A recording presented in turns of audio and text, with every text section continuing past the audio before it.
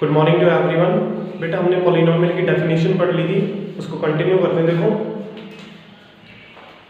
Polynomials की कुछ example लेते हैं। आपने बताना है गिवन अलजेब्रिक एक्सप्रेशन पॉलिनोमियल है या नहीं है। ठीक है, जैसे आपके पास एक्सप्रेशन आ गया x² + 5। तो बेटा आपको बताया था पॉलिनोमियल चेक करने के लिए आप वेरिएबल की पावर देखते हैं। वेरिएबल की जो पावर है वो आपके पास पॉजिटिव इंटीग्रल होनी चाहिए। पॉलिनोमियल चेक करने के लिए आप केवल और केवल वेरिएबल की पावर देखेंगे और वेरिएबल की जो पावर है वो आपके पास एक पॉजिटिव इंटीग्रल होनी चाहिए। यहाँ पे जब आप वेरिएबल की पावर देख रहे हैं तो x की जो पावर है वो 2 है, ये आपके पास पॉजिटिव है और फ्रैक्शन में भी नहीं है। इट मींस ये आपके पास एक पॉलिनोमियल है।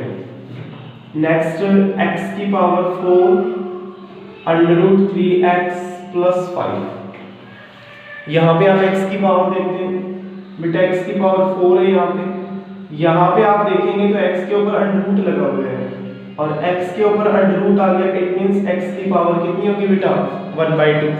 और वेरिएबल की पावर अगर फ्रैक्शन में आ जाती है तो वो पॉलिनोमियल नहीं होता है। Next x + 1/x। बेटा यहाँ पे आप x की पावर देखेंगे 1 है, यहाँ पे भी x की पावर 1 है, लेकिन ये नीचे लिखा हुआ है। जब आप इसको सिंपलेस्ट फॉर्म में लिखेंगे तो ये लिखा जाएगा x + x⁻⁻⁻1 और -1 इट मींस वेरिएबल की पावर नेगेटिव आ गई। वेरिएबल की पावर अगर नेगेटिव आ जाती है तो वो पॉलिनोमियल नहीं होता है। बेटा x की पावर -2 x की पावर -3, इसको सिंपलीफाई करते हैं। इसको सिंपलीफाई करेंगे तो बेटा x की पावर 3 x की पावर 2, ये नेगेटिव है बेटा, इसको ऊपर लिखेंगे पॉजिटिव हो जाएगा, ये नेगेटिव है इसको नीचे लिखेंगे तो पॉजिटिव हो जाएगा। ऊपर x⁻³ है, नीचे x⁻² है, रिजल्ट आ जाएगा it is equals to x। ये हमारे पास एक पॉलिनोमियल है। एनसीईआरटी जो एक्सरसाइज 2.1 है उसमें फर्स्ट क्वेश्चन जो दिया गया है वो इन्हीं के बेस है। कुछ अलजेब्रिक एक्सप्रेशंस आपको दिए गए हैं और आपसे पूछा गया है check whether the given algebraic expression is the polynomial in one variable और नॉट। उसमें जो पॉलिनोमियल आपसे पूछे गए हैं वो वन वेरिएबल में पूछे गए हैं। इन शॉर्ट अगर कोई एग्जांपल आ गया x की पावर 4 y की पावर 3 और z⁻², क्या ये पॉलिनोमियल है? अगर क्वेश्चन सिर्फ इतना ही आता है एज इट इज पॉलिनोमियल और नॉट, तो बेटा यस ये एक पॉलिनोमियल है, yes it is a polynomial. लेकिन बुक में जो क्वेश्चन दिया गया है उसमें पूछा गया है is the given algebraic expression is the polynomial in one variable. दिया हुआ अलजेब्रिक एक्सप्रेशन क्या पॉलिनोमियल है वन वेरिएबल में? ये पॉलिनोमियल जरूर है लेकिन ये पॉलिनोमियल किस में है? पॉलिनोमियल इन 3 वेरिएबल, पॉलिनोमियल इन 3 वेरिएबल। ठीक है, तो बुक में इसका आंसर नो हो सकता है क्योंकि इसने केवल और केवल वन वेरिएबल के बारे में पूछा है। तो ये पॉलिनोमियल है, पॉलिनोमियल इन 3 वेरिएबल। उसके बाद आती है बेटा डिग्री। डिग्री आपको पता है डिग्री क्या होती है? डिग्री होती है highest power of the variable. जो भी आपको अलजेब्रिक एक्सप्रेशन दिया गया है उसमें जो हाईएस्ट पावर है वो क्या कहलाती है? डिग्री कहलाती है। ठीक है, डिफरेंट एग्जांपल्स लेते हैं।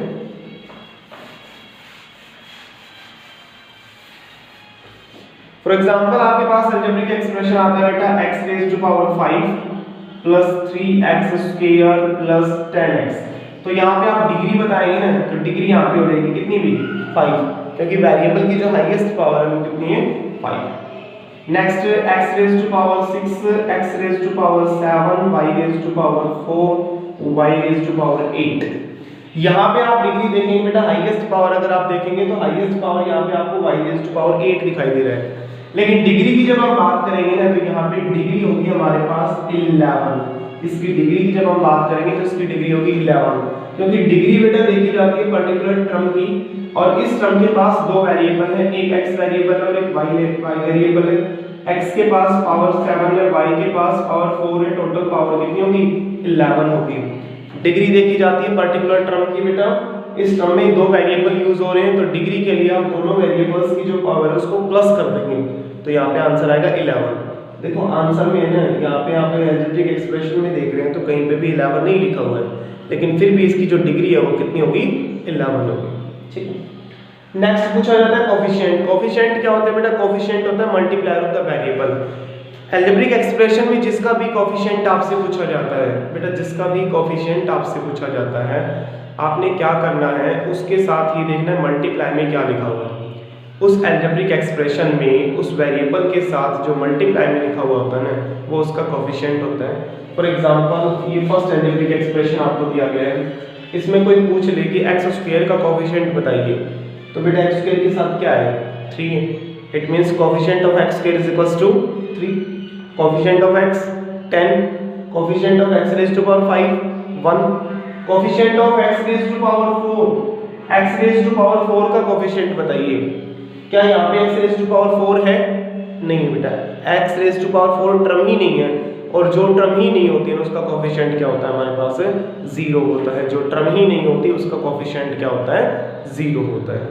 ठीक है भाई, बेटा पॉलिनोमियल चेक कर लेंगे, डिग्री बता देंगे, कोफिशिएंट्स बता देंगे। उसके बाद आता है पॉलिनोमियल का आप क्लासिफिकेशन पढ़ते हैं, उनका नाम आप देते हैं basis on the degree, basis on the terms.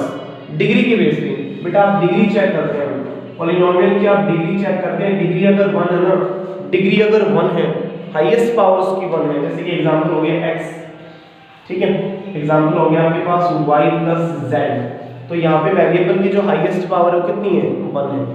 तो डिग्री अगर 1 होती है तो उसको आप बोलते हैं linear polynomial, linear polynomial. Degree बेटा अगर 2 होती है तो उसको हम बोलते हैं क्वाड्रेटिक पॉलिनोमियल। जैसे एग्जांपल आ गया x की पावर 2 है 5x + 10, यहाँ पे हाईएस्ट पावर कितनी है 2 है, तो ये लीनियर का एग्जांपल हो जाएगा।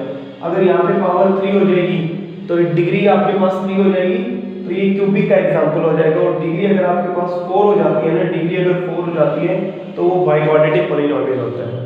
डिग्री 1 होती है तो उसको आप क्या बोलते हैं बेटा लीनियर पॉलिनोमियल। अगर डिग्री 1 होती है तो लीनियर पॉलिनोमियल, डिग्री 2 होती है तो क्वाड्रेटिक पॉलिनोमियल, डिग्री अगर 3 है तो क्यूबिक पॉलिनोमियल, और डिग्री बेटा अगर 4 होती है ना तो उसको हम बोलते हैं बाइक्वाड्रेटिक पॉलिनोमियल।